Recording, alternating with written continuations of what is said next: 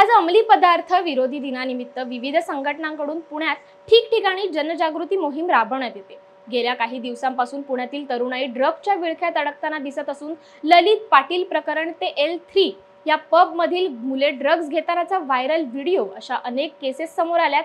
अंमली पदार्थांबाबत तरुणाई आणि नागरिकांमध्ये जागरूकता यावी यासाठी आता सामाजिक संघटना पुढे सरसावलेल्या दिसतात।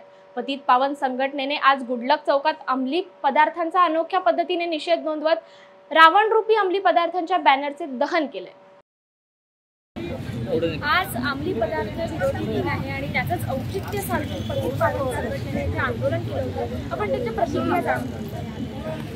काय सांगाल तुम्ही आंदोलन केलं त्यानंतर? पुण्यामध्ये ज्या तुम्ही ज्या घडामोडी बघताल हे काही प्रकरण असू द्यात, पुण्यामध्ये ड्रग्स विक्री असू द्यात किंवा अवैध गुटखा विक्री असू द्यात, या सगळ्याचा निषेध आज 26 अंमली पदार्थ विरोधी दिनाचं औचित्य साधून आम्ही या ठिकाणी आज हे पतित पावन आंदोलन केलं।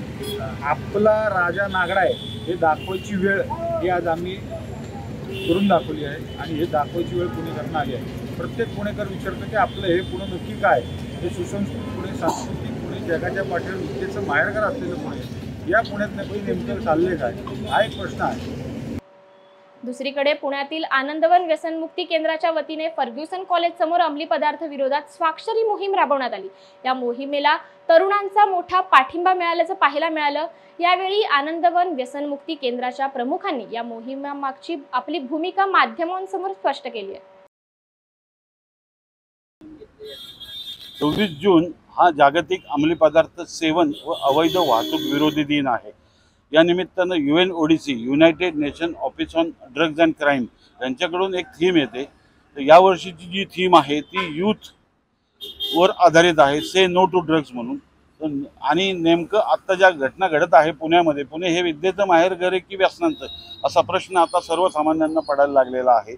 आणि याला कारणीभूत कुठेही काही असेल, पण या विद्येच्या माहेरघरामध्ये ही व्यसनाधीनतेची गेले आपण 3 प्रकार पाहतोय। तो पहिला प्रकार जो झाला तो ललित पाटील प्रकरण जे झालं की मोठ्या प्रमाणात पुण्यात ड्रग्सचा साठा पकडला गेला आणि त्याचे मॅन्युफॅक्चरिंग सुद्धा ड्रग्सचं पुण्यातच होतंय। त्यानंतर दुसरं Koregaon park hit and run प्रकरण आपण पाहिलं आणि आत्ता परवा झालेला फर्ग्युसन कॉलेज रोडवरच्या त्या पबमधला ड्रग्सचा घेण्याचा प्रकार पाहिला आपण। तर हे सगळं होत असताना पुणे निश्चितपणे तरुणाई कुठेतरी बेधुंद व्हायला लागली आहे का, तरुणाई कुठेतरी व्यसनाधीनतेच्या आहारी जायला लागली आहे का, असा प्रश्न सर्वसामान्यांच्या मनात निश्चित पडतोय। आणि नेमकं योगायोगाने आज 26 जून आहे, त्या अनुषंगाने आम्ही फर्ग्युसन कॉलेज हा एवढा तरुणाईचा तरुणाई वाहणारा रस्ता आहे, त्या रस्त्यावर प्रबोधन करण्यासाठी आज आम्ही इथं स्वाक्षरी मोहिमेचं आयोजन केलेलं आहे।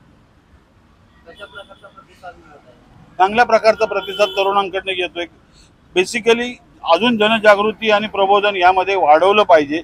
सगळ्या संस्थांनी आज आमच्याबरोबर आपलं फाउंडेशन ही एक जी संस्था आहे, पण अशा अनेक संस्था एकत्र येऊन पुण्यामध्ये एक व्यापक अशी चळवळ ड्रग्सच्या विरोधात उभी केली पाहिजे। म्हणजे इथं सांगायला आम्हाला आनंद वाटतो की पुण्यामध्ये असंच व्हाईटनरच्या ॲडिक्शनच्या विरोधात आम्ही चळवळ उभी केली होती, त्यावेळेस खूप मोठा आणि चांगला प्रतिसाद मिळाला होता आणि आज व्हाईटनर हद्दपार झाल्यासारखं जमा आहे। तसं ड्रग्सला मुक्त पुणे हे करण्यासाठी आम्ही निश्चितपणे प्रयत्न करतोय, पण आम्हाला एकट्याचे प्रयत्न अपुरे पडणार आहेत। आपल्यासारख्या प्रसिद्धी माध्यमांच्या आणि काही सामाजिक संस्था, काही व्यक्ती यांचा सगळ्यांचा समावेश असेल आणि पुणे तेथे काय होणे, मग आपण निश्चितपणे यातून बाहेर पडू शकतो। आज पुण्याचं नाव जे बदनाम झालेलं आहे ते निश्चितपणे चांगलं होण्यासाठी आणि परत विद्येचं माहेरघर होण्यासाठी आम्ही प्रयत्नशील आहोत।